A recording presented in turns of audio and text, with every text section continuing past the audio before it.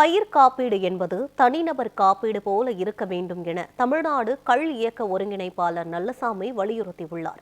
திருவாரூர் மாவட்டம் அரசூர் கிராமத்தில் செய்தியாளர்களிடம் பேசிய அவர், பீகாரில் மதுவிலக்கு காரணமாக நிதிஷ்குமார் தனது ஆட்சியை தக்க வைத்துள்ளதாகவும் கூறினார்.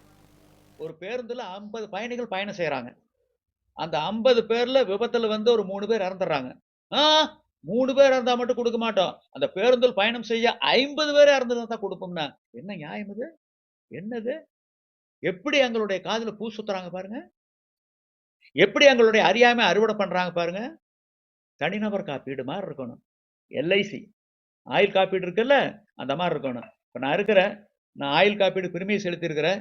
நான் இறந்துட்டா என்னுடைய வாரிசுகள் இழப்பீடு கேட்டா, வெப்பா இருந்தா மட்டும் கொடுக்க மாட்டோம். இந்த அரச்சலூர் வருவாய் கிராமமே முற்றிலும் அழிஞ்சாதான் கொடுப்போம்னா, ஒரு சுனாமி மாதிரி சுருட்டிக்கிட்டு போன பின்னாடி அதை வாங்குறதுக்கு யார் இருக்கு போறா? எதுக்கு இந்த காப்பீடு? எங்களை ஏமாத்துறக்கா? எங்களுடைய அறியாமை அறுவடை பண்றக்கா? காப்பீடே வேண்டாம். தனிநபர் காப்பீடு மாதிரி செஞ்சா செய்யுங்க, இல்லவனா காப்பீடே வேண்டாம். பீகாரில் பூரண மதுவிலக்கு கொண்டு வரப்பட்ட பிறகு சாலை விபத்துக்களும் குற்றங்களும் வெகுவாக குறைந்து போய் உள்ளன. குடும்பங்களில் அமைதி நிலவுகின்றது. அங்கும் கள்ளச்சாராய மரணங்கள் ஏற்பட்டன. அந்த அரசு நிவாரணம் கொடுக்க மறுத்துவிட்டது. நிவாரணம் கொடுத்தால் அது ஒரு தவறான முன் உதாரணம் ஆகிவிடும்.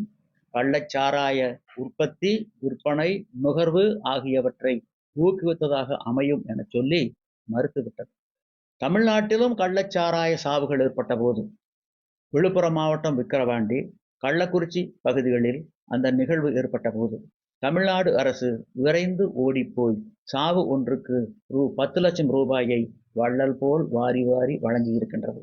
அங்கே அரசு பீகாரில் மதுவிலக்கை நோக்கி இருக்கின்றது, தமிழ்நாட்டில் மதுவை நோக்கி இருக்கின்றது. இது தமிழ்நாட்டுக்கு வந்திருக்கக்கூடிய ஒரு தலைக்குனிவு.